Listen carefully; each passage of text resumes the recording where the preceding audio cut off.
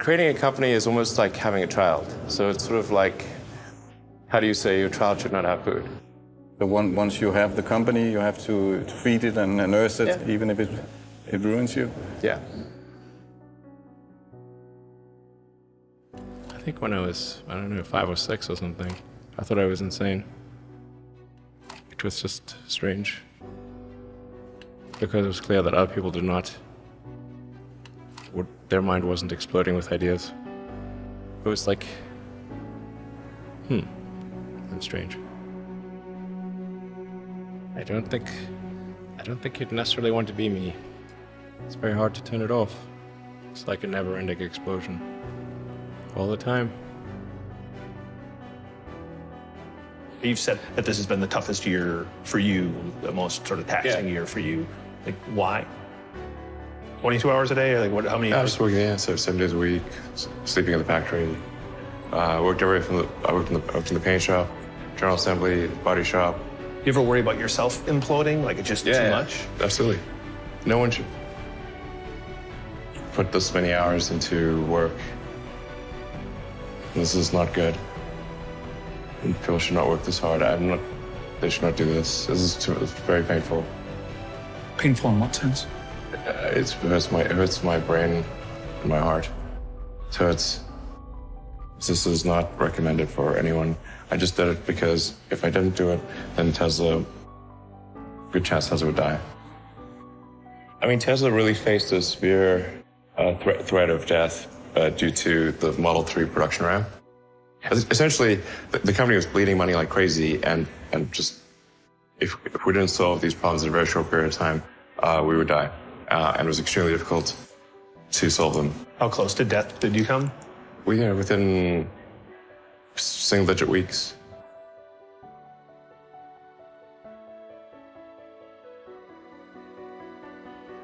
I mean, when we started Tesla, I thought maybe our chance of success was 10%. Well, I mean, I can tell you my original plan was, I thought, okay, I had like $180 million from my portion of the sale of PayPal. And I thought, if I invest half of that in creating these companies, then I still have the other half, which will be fine. Yeah. But of course, that's not how it worked out. We used up all you invested 100 million, then still needed more money. And then there was the big recession of 2008 and 9. And in the end, I had to invest everything. And I was borrowing money from friends to pay the rent.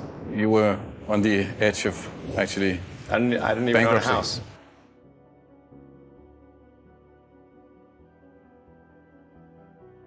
I didn't think it would be easy. Like I said, I thought they would probably fail.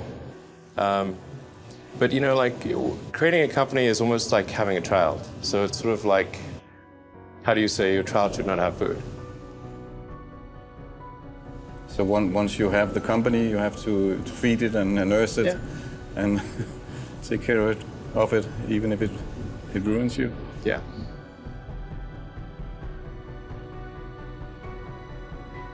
But suppose there were some tough times in 2008, end of 2008. How did you get through that period of crisis? Yeah. Can we just break for a second? Sure, of course.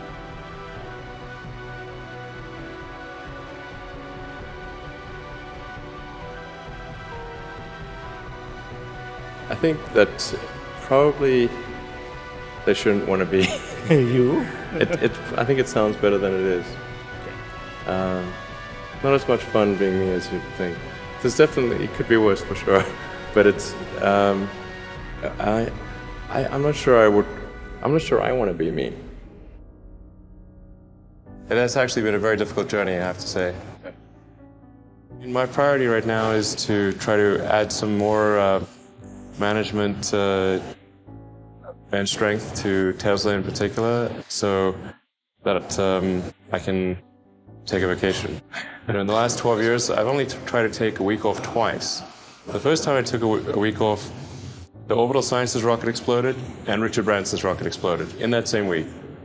Second time I took a week off, my rocket exploded. The lesson here is don't take a week off. Well, when my brother and I were starting our first company, instead of getting an apartment, we just rented a small office and we slept on the couch.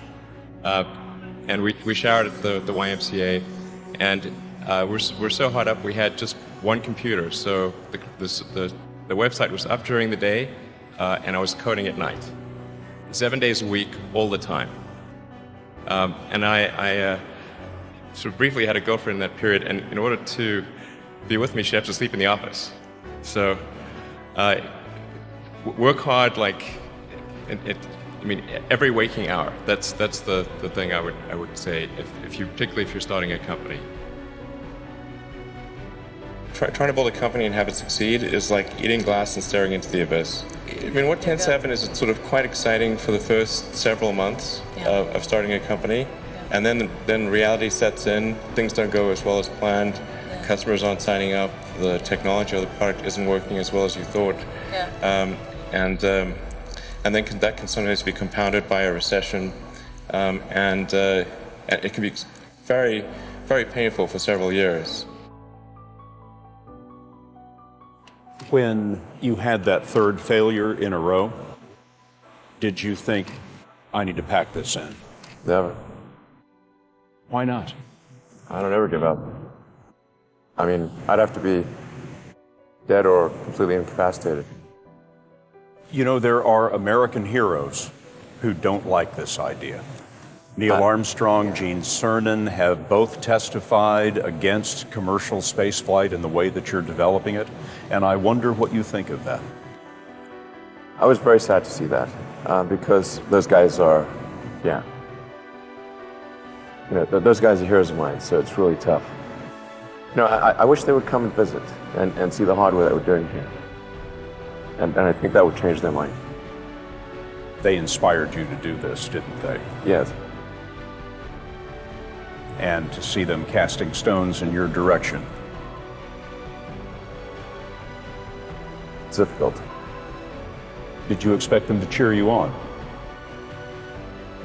So they're hoping they would. But there are a lot of negative things in the world. There's a lot of terrible things that are happening all over the world, all the time. There are lots of problems that need to get solved. There's lots of things that are miserable and kind of get you down. But life cannot just be about solving one miserable problem after another. That can't be the only thing. There need to be things that inspire you, that make you glad to wake up in the morning and be part of humanity. That's why we did this.